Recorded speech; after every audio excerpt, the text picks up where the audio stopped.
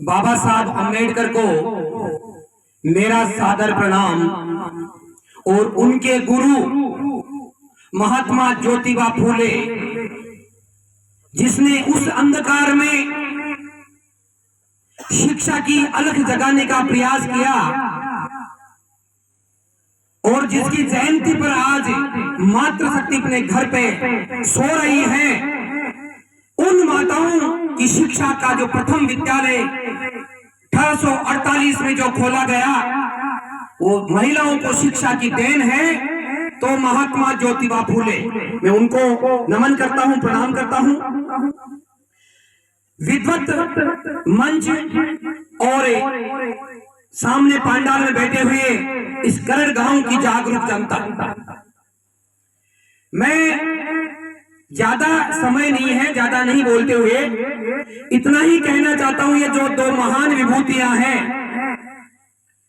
इन्होंने हमें जीने का अधिकार दिया है और उस जीने के अधिकार को कोई छीन न पाए। हमारे खिलाफ जो षड्यंत्र रचे जा रहे हैं, उन षड्यंत्रों में कोई कभी सफल नहीं हो, उसके लिए हमारी रणनीति क्या होनी चाहिए, उसके बचने के लिए, उसके रक्षा के लिए हमें क्या करना चाहिए, ये एक सोचने का विषय है। संविधान को किस ओर मोड़ दिया जा रहा है, उसके साथ में किस प्रकार से छल और कपट करने का प्रयास किया जा रहा है, उसके लिए हमें भारत की जनता को क्या करना चाहिए, यह हमें सोचने और विचारने की आवश्यकता है। हम कौन थे, क्या हो गए, हम कौन थे, क्या हो गए और क्या होंगे अभी, आओ मिल बैठ करके विचारें ये समस्याएं सभी। ये मैथिली शरणगुप्त की जो पंक्तियां हैं, ये हमें याद आ रही है कि हम कौन थे, क्या हो गए और क्या होंगे अभी, आओ बैठ करके विचारिए समस्याएं सभी, तभी बच सकते हैं। ये विद्वत लोग बैठे हुए हैं, इसलिए कुछ बात करने का साहस कर पा रहे हैं। बाकी कहते हैं कि सैकड़ों दर्दमंद मिलते हैं और काम के लोग मगर चंद मिलते हैं, और जब मुसीबत का समय आता है तो सबके दरवाजे बंद मिलते हैं, तो सबके दरवाजे बंद मिलते हैं। हमें उस मुसीबत की घड़ी में हमें डट करके रहना है, क्योंकि हम सिपाही किसके हैं, बाबा साहब के और ज्योतिबा फूले। ज्योतिबा फूले ने जब एक प्रण लिया कि मुझे शिक्षा दिलानी है, शोषित जो वर्ग है उनको शिक्षा दिलानी है, तो शिक्षा के लिए उन्होंने बीड़ा उठाया। और जब शिक्षा का बीड़ा उठाया, जब वो शिक्षा के लिए अपनी पत्नी सावित्रीबाई फूले को शिक्षित करके और उसको भी शिक्षा क्षेत्र में आगे बढ़ाया, पहला विद्यालय खोला, और महिलाओं के लिए इतने प्रेरणा स्रोत है कि अगर वो नहीं होते तो आज महिलाएं जो आज सरपंच, जो आज प्रधानमंत्री, जो बड़े बड़े पदों को सुशोभित कर रही है, वो नहीं कर रही होती।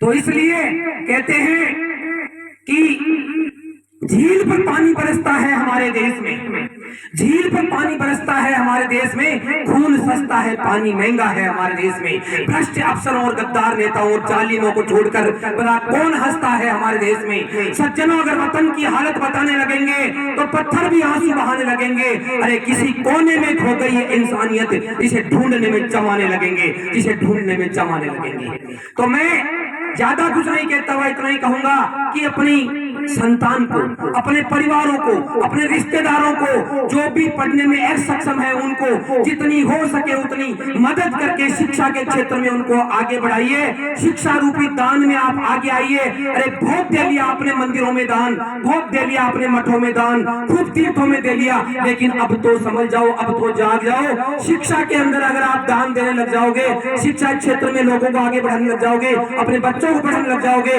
तो आपकी पीढ़ियां सुरक्षित हो जाएगी। ज्यादा कुछ नहीं कहता हुआ इतना ही कह करके मैं इनकी प्रेरणा, इनकी शिक्षाओं को ग्रहण करते हुए आगे बढ़ो और अपने बच्चों को शिक्षित करो। शिक्षा में वो ताकत है कि जो जितना पढ़ेगा उतना ही वो धाड़ेगा।